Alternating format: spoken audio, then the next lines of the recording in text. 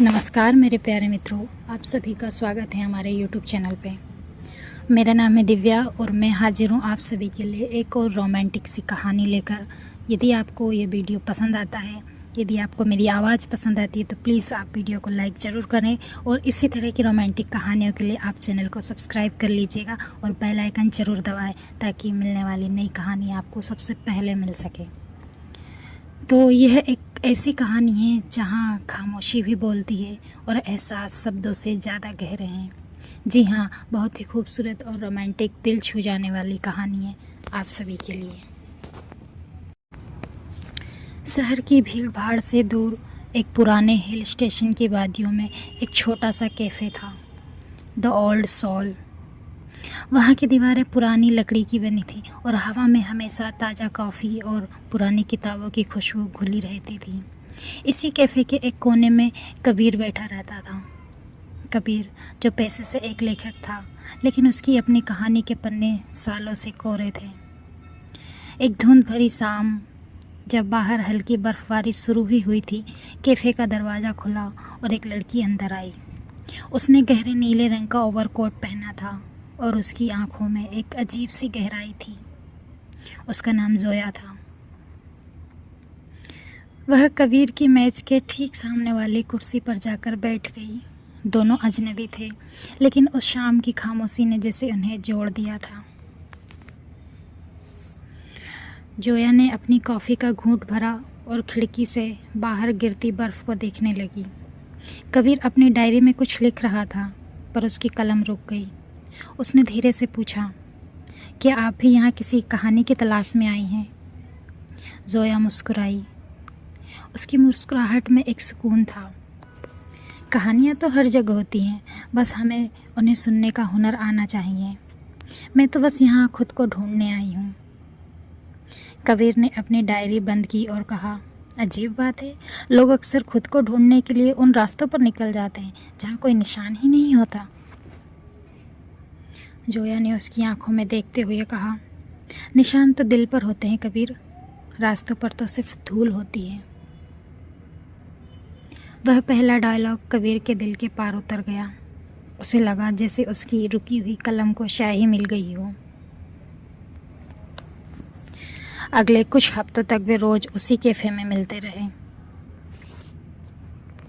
उनके बीच प्यार की बातें कम और ज़िंदगी के फ़लसफ़ों पर ज़्यादा चर्चा होती थी।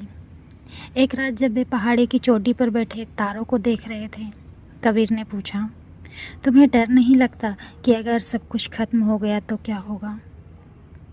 जोया ने अपना सिर उसके कंधे पर रखते हुए कहा, ख़त्म तो सिर्फ सांसें होती हैं कबीर, मोहब्बत तो एक खुशबू है। फूल मुरझा भी जाए तो उसकी महक हवाओं में रह जाती है। क्या तुम्हें लगता है कि हमारा मिलना सिर्फ एक इत्तेफाक है?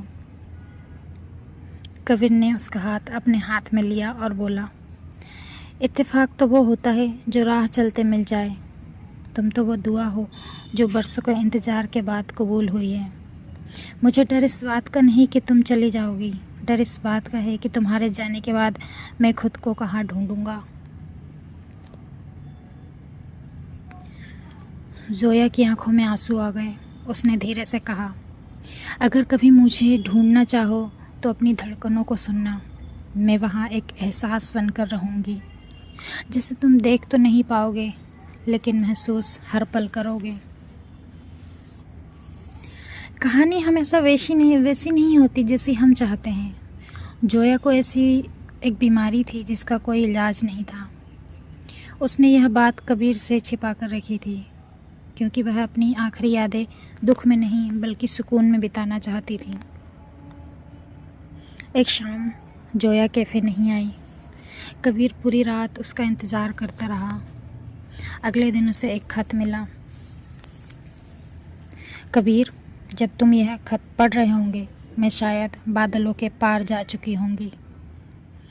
मैंने तुम्हें बताया नहीं, क्योंकि मैं तुम्हारी आंखों में अपने लिए तरस नहीं बल्कि प्यार देखना चाहती थी।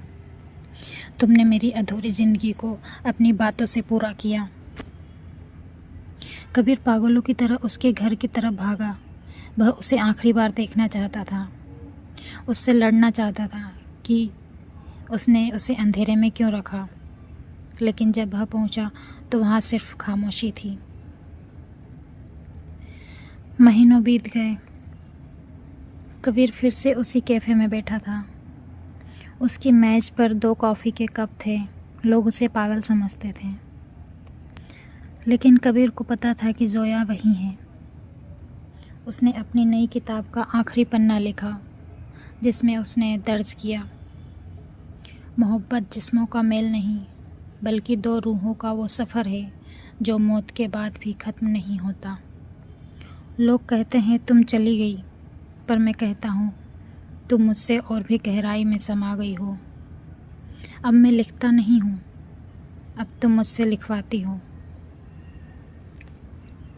तभी उसे महसूस हुआ कि किसी ने उसके कंधे पर हाथ रखा है। हवा में वही पुरानी खुशबू थी। उसने पीछे मुड़कर नहीं देखा, बस मुस्कुरा दिया। कबीर ने बुदबुदाया, तुमने कहा था ना जोया कि तुम एक एहसास बनकर रहोगी। देखो, आज यह एहसास तुम्हारी यादों से भी ज़्यादा हसीन है।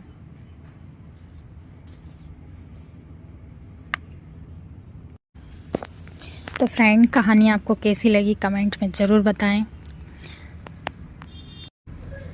और ऐसी ही रोमांचक कहानियों के लिए हमारे चैनल को सब्सक्राइब करें और बेल आइकन ज़रूर दबाएं। मिलते हैं नेक्स्ट किसी वीडियो में एक सुंदर सी रोमांटिक कहानी लेकर मैं हाजिर होंगी। तब तक के लिए धन्यवाद।